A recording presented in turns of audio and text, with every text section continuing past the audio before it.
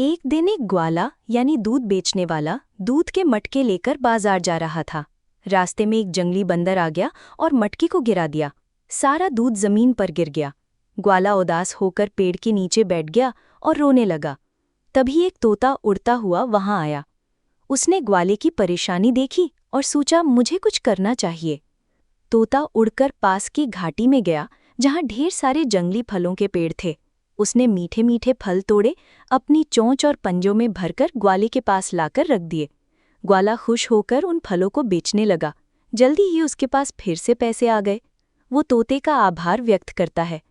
लेकिन इस बार भी किसी ने तोते के लिए लाइक या सब्सक्राइब नहीं किया।